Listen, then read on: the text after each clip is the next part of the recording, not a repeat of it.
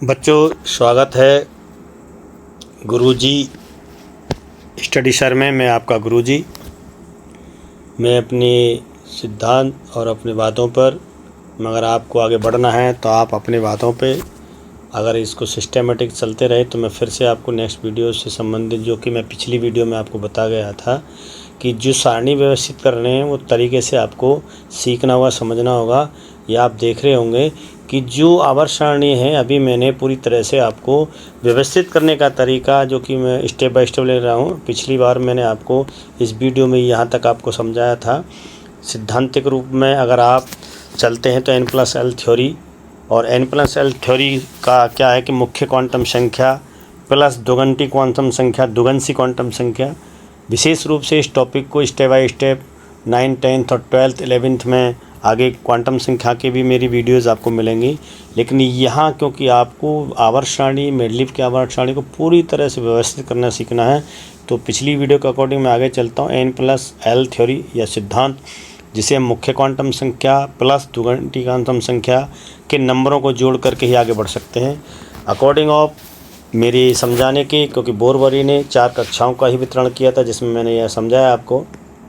ये आप देख रहे होंगे, पहली कक्षा के है, दूसरी एल है, तीसरी एम है, चौथी एन है।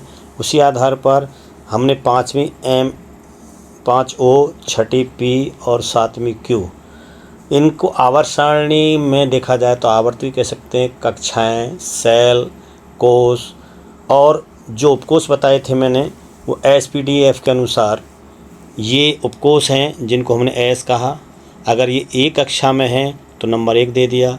ये दूसरी कक्षा एल है, इसमें एस और पी 2 उपकोष हो गए। तीसरी हो गई हमारी जिसमें 3 उपकोषों से इसका परिपूर्ण होता है। क्योंकि n स्क्वायर थ्योरी के अकॉर्डिंग हम देखते हैं तो पहली कक्षा केवल एस से उपकोष के ही इलेक्ट्रॉन के विन्यास से पूर्ण हो जाता है, और एल, एस और पी दोनों को मिलाकर के पूर्ण हो जाता है, 8 इलेक्ट्रॉन हो जाते हैं। तीसरे में अगर हम 18 करें तो एस, पी, डी और एफ तीनों के 10, 6, 16 और 2 18 से पूर्ण होता है। एन की मैं बात कर रहा हूँ तो लास्ट उस थ्योरी के अनुसार 32 इलेक्ट्रॉन होते हैं, जो एस, पी, डी और एफ के परिपूर्ण पूरा होने पर ही पूर्ण होता है। लेकिन n+l थ्योरी को अगर हम देखते हैं तो मैंने के एस को लिख लिया, नंबर 1 दे दिया। 2l के 2s 2p रख दिए, 3 के 3s 3p 3d रख लिए, तीनों से होता है।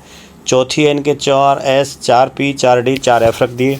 अब आगे की कक्षाएं आवर्त हैं तो मैंने उप कक्षाओं को निर्धारित किया कि 4 ही रहेंगे।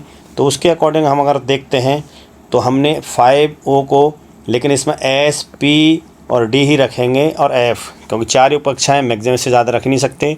छठी में वही रहेगा S, P, D और F, और 7 में भी यही रहेगा S, P, D और F। नंबर हमारा कक्षा के अनुसार S के आगे 5 है क्योंकि 5वीं कक्षा का है, तो P भी 5 है और 5D और 5F है। छठी आ गई तो 6S, 6P, 6D और 6F। उसके बाद 7वीं कक्षा आ गई 7A, 7P, 7D और 7F।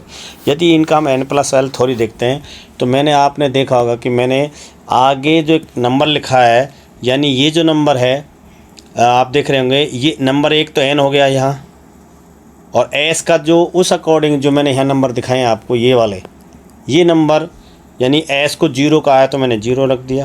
यानी एक नंबर एक n थ्योरी हो गया, क्वांटम संख्या का हो गया, और प्लस s को जोड़ दिया मैंने क्योंकि n+l इसमें ये है तो 0 हो गया। इन दोनों को मिला करके 1 होता है। अब इसी तरह से 2 + 0, क्योंकि s को 0 बोला, यहाँ देखेंगे आप, तो 2 + 0 2 हो गया। अब p को 1 नंबर दिया है, ये आप देख रहे होंगे, यहाँ p को 1 दिया है तो 2 + 1 3 हो गया। अब 3, s को 0, 3 + 0 3 हो गया। p को 1 तो 3 + 4 4 हो गया। 3, d को 2 दिया है तो 3 और 2 5 हो गया।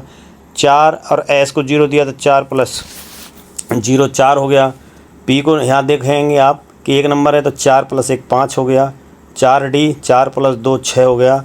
और आगे देखेंगे 4f को 3 दिया है तो 4 और 3 7। अब यहाँ भी यही होगा, 5वीं कक्षा आ गई, इसमें हमने 5 + 0 इनको जोड़ा करके तो 5 हो गया। 5, p को नंबर 1 है तो 5 और 1 6 हो गया। 5, d को नंबर 2 दिया है तो 5 और 2 7 हो गया, ये आप देख लेंगे। और नेक्स्ट f का 3 दिया है तो 5 और 3 8 हो गया। अब छठी कक्षा आ गई तो 6, s को 0 दिया है तो 6 और 0 6 हो गया।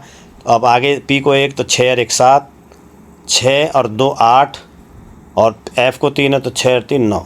यही 7वीं कक्षा में होगा। 7 S को 0 दिया तो 7 और 0 हमारा 7 रहेगा। 7 P को 1 दिया है तो यहाँ 8 हो गया, 7 1 8, और 7 और 2 9, और 7 में 7 लास्ट F का, 7 और 3 10। ये हमारी, क्योंकि अभी हमारी 7 आवर्त हैं।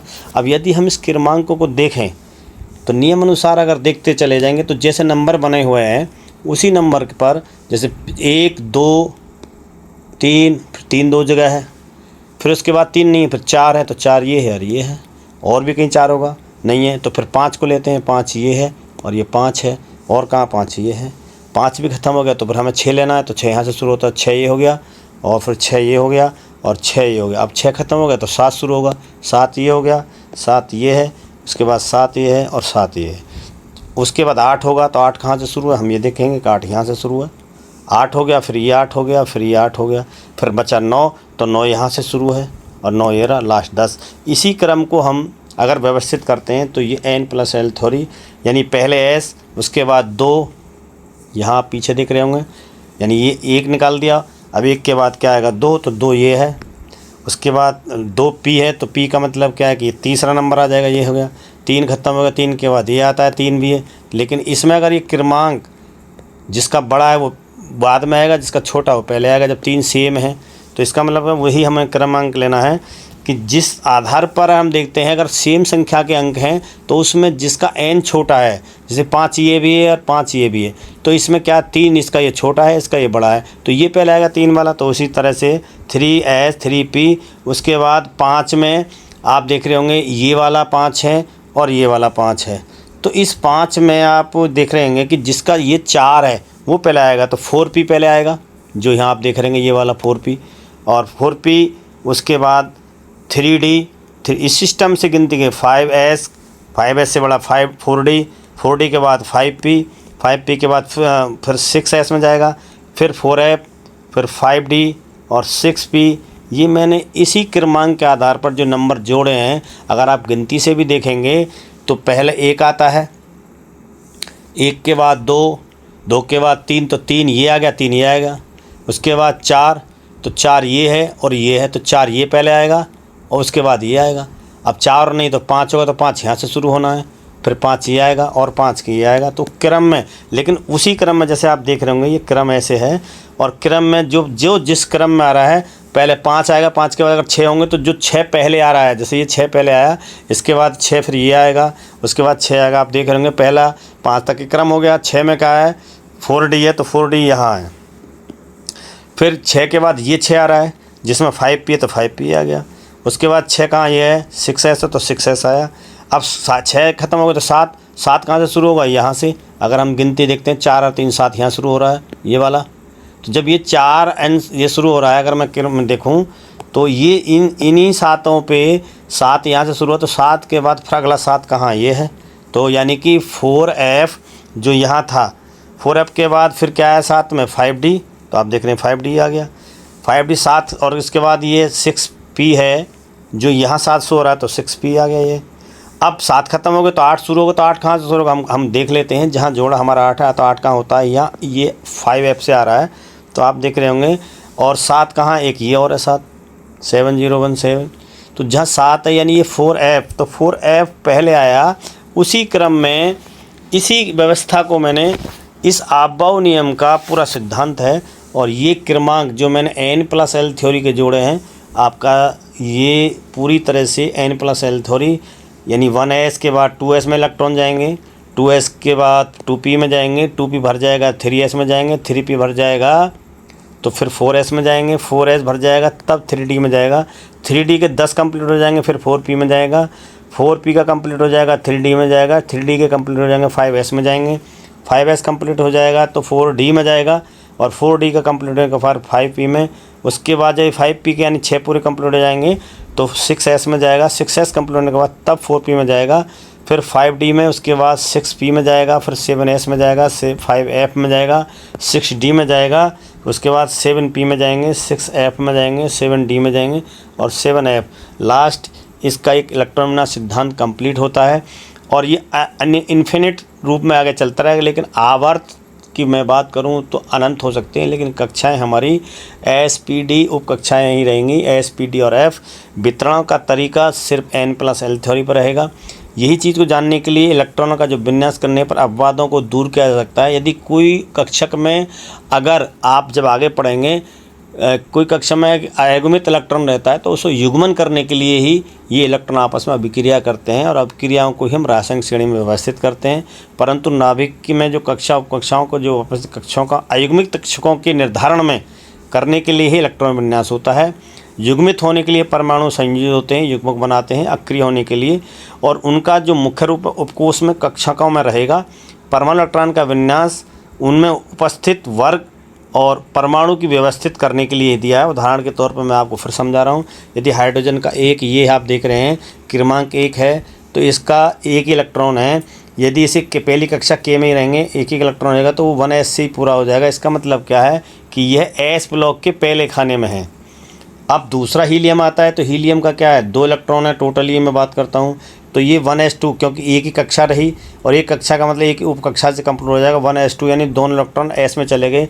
अब अंतिम इलेक्ट्रॉन किस में जा रहा है, वो S के दूसरे खाने में जा रहा है, क्योंकि 2 कंप्लीट हो गए। इसका मतलब क्या है कि जब वर्ग आप निर्धारित करेंगे तो ये वाला पॉइंट बताया कि ये इसमें 2 है, तो इसका मतलब S तो ब्लॉक है परंतु दूसरे खाने में है। यानी वो जब मैं व्यवस्थित सारणी में बताऊँगा उसके आधार पर हम देखेंगे कि बोरवरी तथा अन्य रासायनिक विशेषों के अनुसार अंतिम कोश में या सेल या उपकक्षा सेल या अर्बत या कक्षा कह रहे हैं, उसमें पूर्ण होने पर ही वह अक्रिय होता है।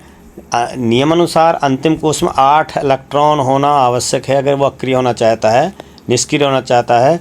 लेकिन यदि वो कम है तो वो क्रियाशील रहेगा, किसी न किसी परमाणु से, स्वयं के से या अदर परमाणु से लेना दे करके संयोग करके संयुक्त होकर के स्थायी एक युग्मक या कोई अणु बनाता है। अब यहाँ उदाहरण के तौर पर बताऊँ कि जो हीलियम है उसके पास केवल 2 इलेक्ट्रॉन हैं और उसके 2 ही विस्तृत होकर के एक ही कक्षा रहती है उसकी उसके में ही उसके 1s यानी वो उपकक्षा भी पूर्ण हो जाती है। अब उसे ना तो लेना है ना देना है, तो इस आधार पर वो अक्रिय हो गया। तो उसका निर्धारण जब हम देखते हैं S के दूसरे खाने में होना चाहिए, लेकिन वो S न होकर के अक्रिय समूह यानी कि 8वें खाने, जिसे हम इनर्ट गैस कहते हैं, अक्रिय समूह कहते हैं, जिसे हम नामांकन रूप में 8th A भी कहते हैं या अक्रिय इनर्ट समूह भी कहते हैं, उसमें जा कर के वो स्थापित हो जाता है। उस आधार पर हम कह सकते हैं कि जो उसके खाने, आप मैं इस सारणी से समझ में आएगा कि वो जो व्यवस्थित होता है, जो आप ये सारणी देख रहे होंगे, उस नियम से वो हाइड्रोजन यहाँ से सीधे खाली होकर के इसमें आ जाता है। तो ये बाकी ये जो इसकी स्पेस है ये पूरी तरह से खाली रहेगा। अब ये खाली ही मतलब है कि वो इनर्ट गैस में यहाँ ना होकर के वो कहाँ पहुँच गया, वो पहुँच गया इस समूह में, 7th A में। नेक्स्ट की मैं बात करता हूँ अभी।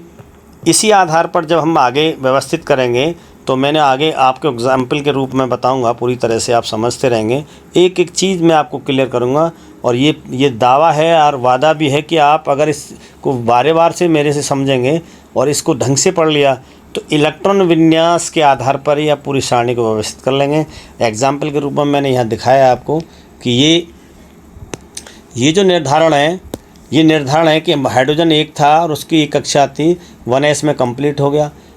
अब हीलियम का आता है तो इसमें 2s में हो गया, क्योंकि उसके पास केवल एक ही उपकोष है, एक ही कक्षा है। लेकिन अगर हम दूसरे उदाहरण पे आते हैं, लिथियम पे जाते हैं, तो ये लिथियम में देख रहेंगे पहली कक्षा उसमें 2 इलेक्ट्रॉन है तो 1s2 कंप्लीट हो गया।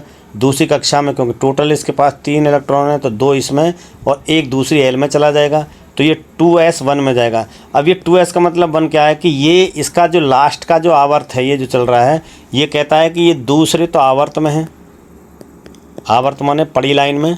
और यदि ये इलेक्ट्रॉन जो बता रहा है, ये बता रहा है कि ये S के पहले खाने में है, यानी S के जो खाने 2 बने होते हैं, यानी ये पहला खाना ये दूसरा, तो इसका मतलब क्या है कि लिथियम यहाँ होगा, कौन से आवर्त में, दूसरे आवर्त में। नेक्स्ट आप बेरिलियम पे आप जाते हैं तो पहली कक्षा में 2 इलेक्ट्रॉन है जो S कंप्लीट हो जाता है। अब इसका दूसरी कक्षा शुरू होती है जिसमें 2 इलेक्ट्रॉन, क्योंकि 2 और 2 4। अब दूसरी S, इसका मतलब क्या है कि ये वाला लास्ट वाला बता रहा है कि ये बेरिलियम दूसरे आवर्त में, ये आवर्त बताएगा n बराबर इसका लास्ट के ही। और यदि इसमें 2 इलेक्ट्रॉन, इसका मतलब कि ये बेरिलियम इस खाने में है, एस ब्लॉक के दूसरे खाने में। इसी उदाहरण के तौर पर हम देखते हैं कि 5वां अगर बोरान आता है तो उसके हम देखते हैं पहली कक्षा में 2 इलेक्ट्रॉन, वो 1s से कंप्लीट हो जाता है, इससे अब हमारा कोई मतलब नहीं रहा। दूसरी कक्षा आती है उसमें 5 बचे 3 इलेक्ट्रॉन उसमें होते हैं जो एस में तो चला जाएंगे 2, क्योंकि जो आप बहु के अभी मैंने आपको पहले बताया। अब इसका मतलब है कि 1 इलेक्ट्रॉन बचा, 3 में से 2 इसमें हो गए, 2p1। इसका मतलब क्या है कि ये कह रहा है कि ये दूसरे आवर्त में तो है लेकिन p के पहले खाने में, यानी कि p ब्लॉक जहाँ भी होगा, p ब्लॉक जहाँ भी होंगे उसका जो भी पहला खाना है, इसका मतलब है कि वो पहला खाना 3rd A होगा। 3rd A में जाकर के 1 इलेक्ट्रॉन है।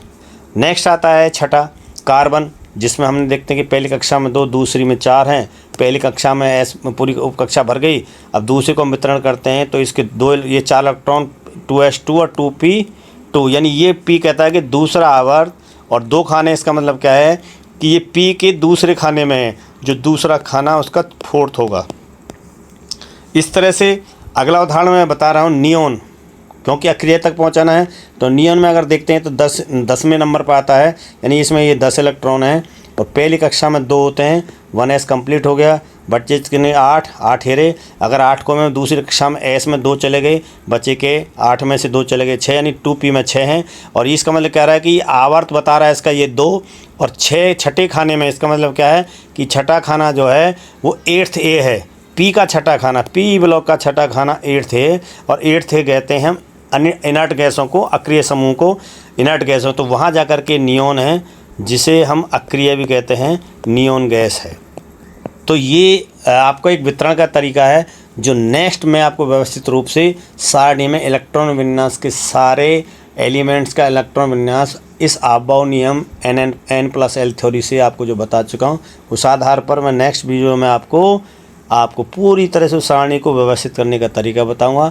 जो सिंपल रूप में मैंने आपको सीधे आवर्त सारणी खींचने बताई थी, उसको आप परिपूर्ण भरेंगे इलेक्ट्रॉन विन्यास के आधार पर, ये जो सारणी मैंने बताई है।